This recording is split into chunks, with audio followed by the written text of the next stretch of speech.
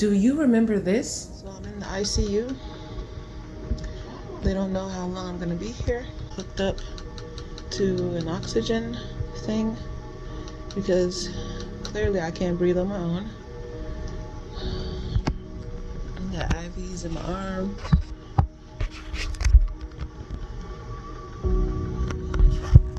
Both of them. And then I realized the gravity of the situation. They got her on machines and they're monitoring her heart. Wow, it was so serious. Well, Miss Shim, you have 2 blood clots, one in each of your lungs, and they're both in the main artery. And I did this weird thing. I was nervous and I did this weird thing like Jamaican joke, blood clot, you know? And she goes, I wish it was. She was a joke, but it's not. I still feel like I'm in a dream, you know? Like, I'm just gonna wake up any minute and just be like, oof, thank God that was a dream. And somehow learn from it, you know? But it's not. And I'm really here.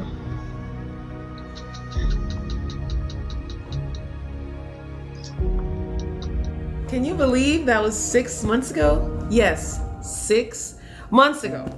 I spent 5 entire days in the hospital and my life was hanging in the balance. I did not know if I was going to live or die, but I'm very, very grateful to all the staff at the hospital who took care of me, my friends who came to support me, because if not, I would not be here today.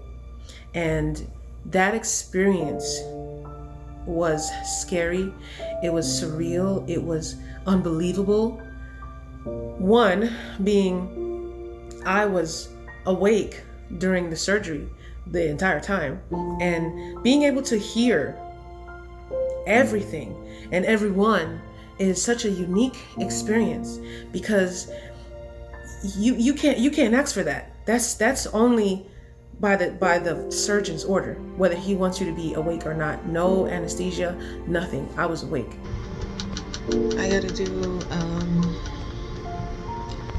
a procedure in the morning.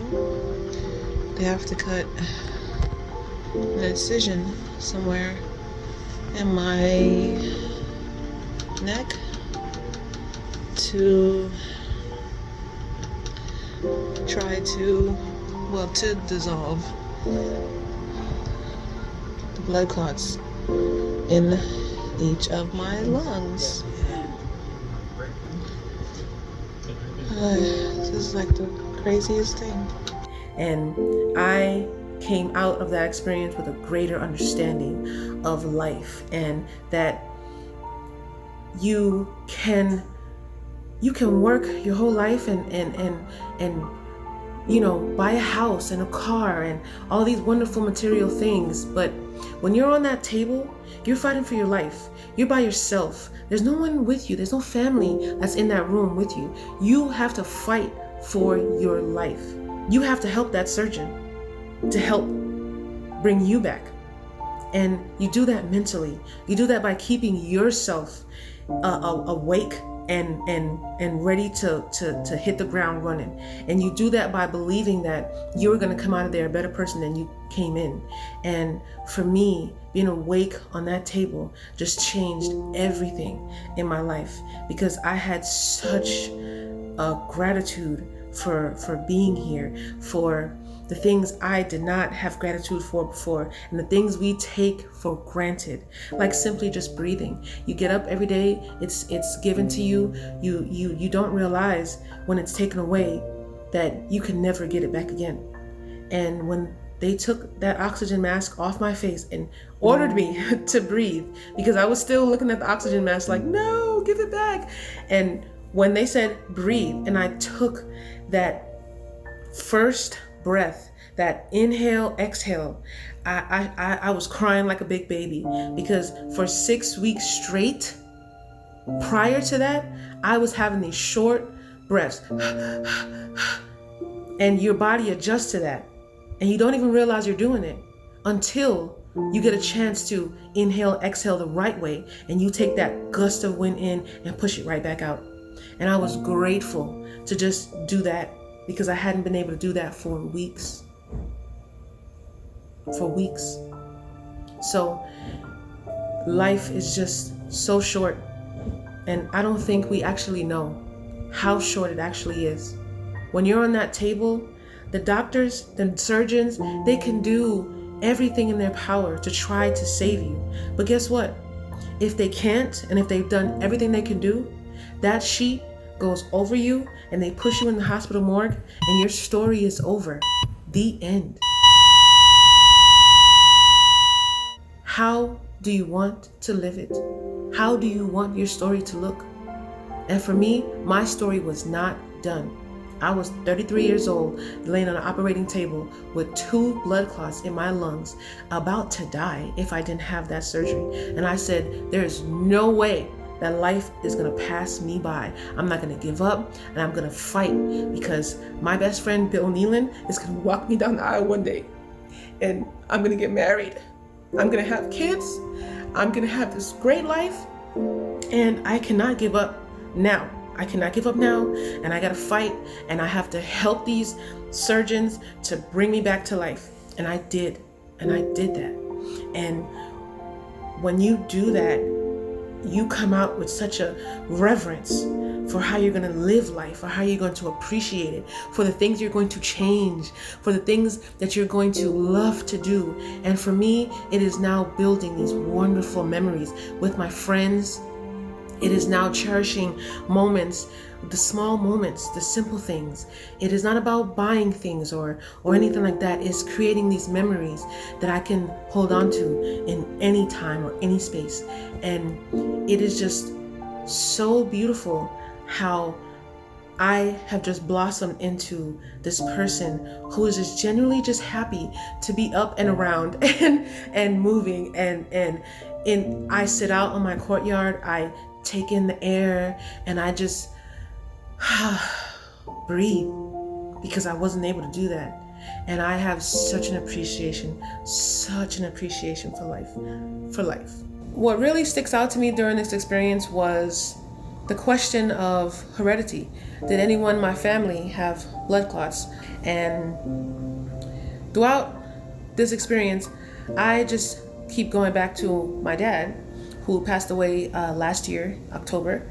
And, he was having a lot of the same symptoms, like the shortness of breath. I was misdiagnosed twice.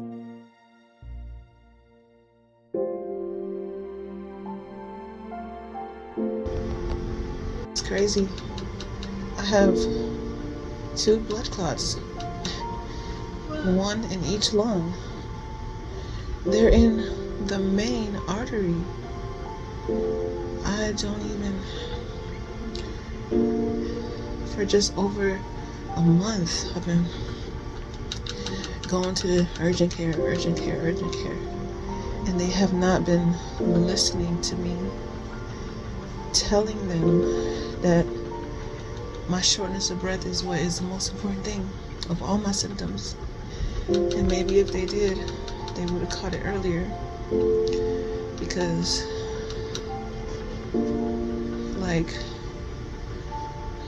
it just started going down from, I thought I had a cold, and I thought it was chest congestion, and they gave me all these steroids and all this stuff, but it was still my energy was low, I was still out of breath occasionally, if I would overexert myself. And then after a while, it just became everything I did overexerted myself. I couldn't breathe. And just this morning, I got up out the bed, and when I couldn't make it from my bed to the bathroom without you know, I realized, okay, something's wrong, really, really wrong. And then I took a shower. I'm standing in the shower and I'm like dying of air. I get out the shower and I said, like, if I remember putting my clothes on and standing by the door, I gave Rain a treat. And I looked at my bag and I said, okay, if you could just make it from the 3rd floor condo to your car, you're gonna be fine. Just make it to your car. Make it to your car. And, well, hell, you know how the rest of the story goes. On top of that, my building is doing the roof. So there's like this tar smell and like, you know, at one point I remember thinking like, gosh, I don't want to die like this. You know, you take advantage of air, just air. So they put me, as soon as I came in, they just like whisked me away and like started doing all this stuff. I went to an urgent care twice, and they misdiagnosed me. One told me it was a muscle spasm, pain from muscle, from working out, maybe too much, and another person told me I had a severe cold. They gave me a flu test and a COVID test, and I was negative for both. And it's just a severe cold, you'll get over it. So had I not walked into the hospital when I did, which was on literally my last breath, I would not be here right now. And they told me in the hospital that if I did not come in when I did, I would have died in my apartment. And I'm just glad that I had the sense to go to the emergency room when I did. My dad had the very same symptoms, and I think he was misdiagnosed as well. I really wish that they had diagnosed him correct, because it is just that small difference in living or dying when you're not diagnosed correctly. And I'm sure if he had that second chance to do things differently, he would.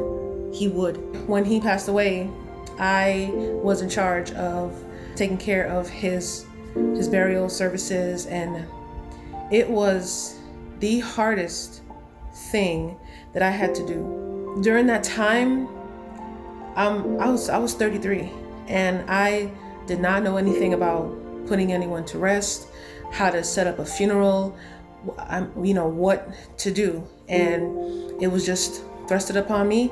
And on top of that, not knowing exactly how he died, and they said it was heart failure, but me going through my experience now, it makes me feel like it was a little bit more than that.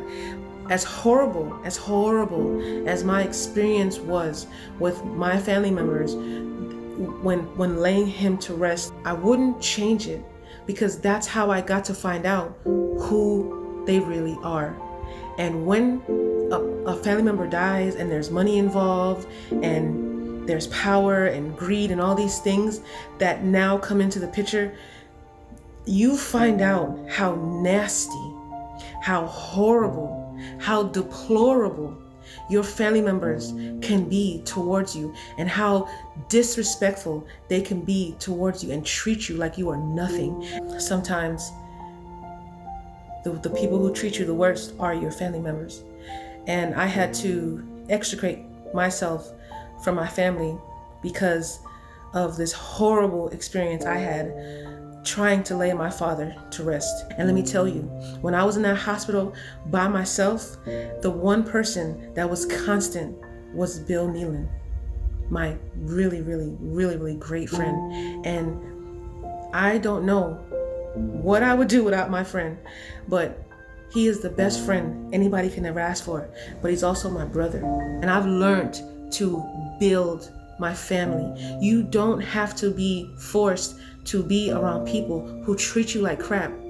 You don't have to try to get them to like you or get them to see it your way or see your perspective or anything.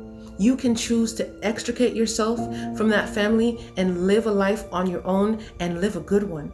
Do not be forced to ever have to run back to family because you're sick or because you're hurt or because of anything. If they treated you like crap, if they spit on the very ground or wish death on you, you never go back. You never, ever go back. Never. And I've learned through that experience that I had to take myself away and build my life. And my dad had already passed away before my experience with the blood clot, and I was thinking about all that in the hospital, and I'm gonna live. I said it to myself, I'm gonna live. I'm gonna live. And I just wish the doctor stayed, that the surgeon stayed back for me to thank him.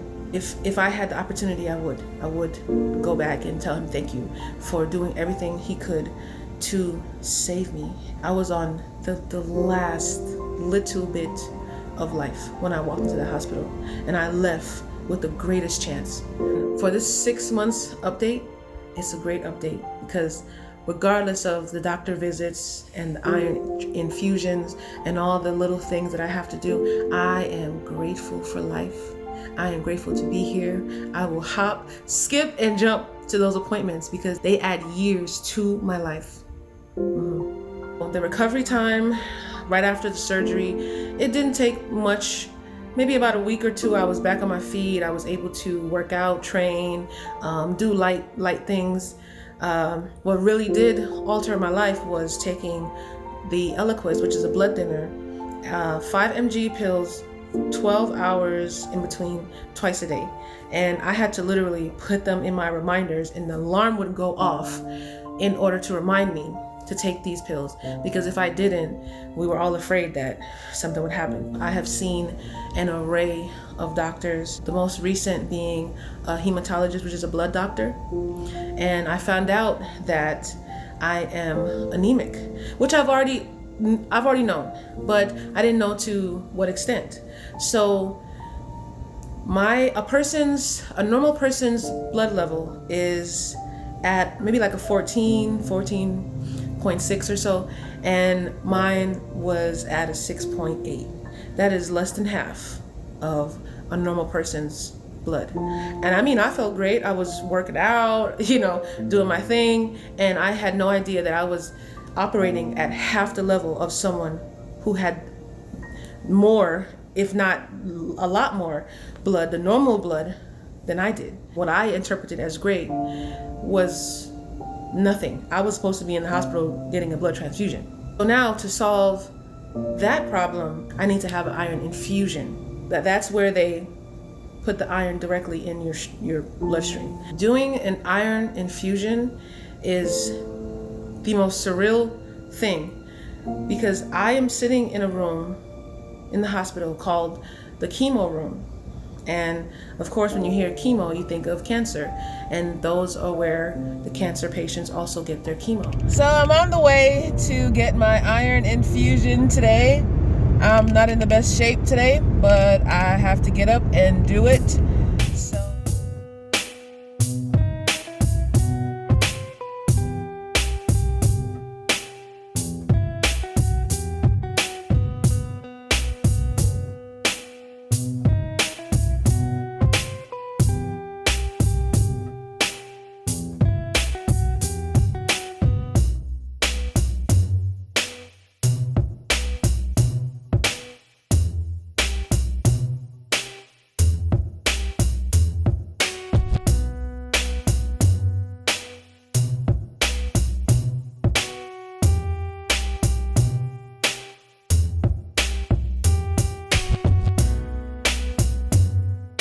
Goes right into your vein. As it goes into your vein, it's going right to your red blood cells. As it goes to your red blood cells, saturates the red blood cells to produce more iron-rich red blood cells. Okay. So the blood that you have right now is iron-poor blood. Mm-hmm. Your saturation is very low, so that's why you're fatigued all the time. Mm-hmm. So it's kind of like comparing chuck steak to a filet mignon. Filet mignon for you. Yeah. Okay? Hi guys, we're here at the hospital with Shera. She's getting an iron infusion today. And she goes nowhere without her best friend, her laptop. I guess she has to be under anesthesia not to use it, because she glanced up at me and said hello while she was on her laptop. You remember last time? Yeah. Some things never change. And they won't. But she's in good spirits, feeling good, and getting this much needed iron-rich blood. Yeah, so I'll be here for another hour and a half. So then, Bill and I will be here having a good time with this laptop. No, I'm going to take it away. So she'll talk to me.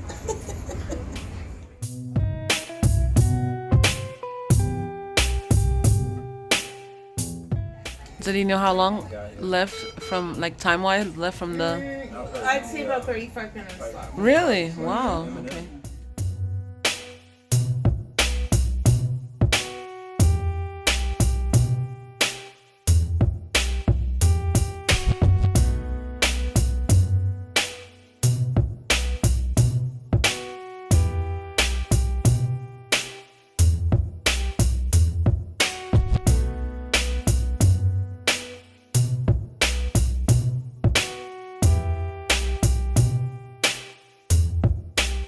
I'm sitting in the chemo room alongside those who are getting chemo. And it's not a sad experience, but it's a humbling experience, because they're doing this chemo to get that extra 2 years on life, or 10 years, or a couple weeks. They're still laughing, they're still happy, and they're still trying to make it. And that's what I'm going to continue to do, is to go out and enjoy my life and to live it and to be the best Shera I could be, because I want to be here for my grandkids. I want to be here for everything that life has to offer. I'm going to take every opportunity I can get to take care of myself, to be the best me, to be as healthy as I can be, because I want to add years to my life. I'm just so grateful to just be here in my beautiful home, to have this wonderful friendship I have, and to just be at peace. At peace. Live life to the fullest. Go out and enjoy every single day, and make memories with people that love you. Catch you on the next update. Bye.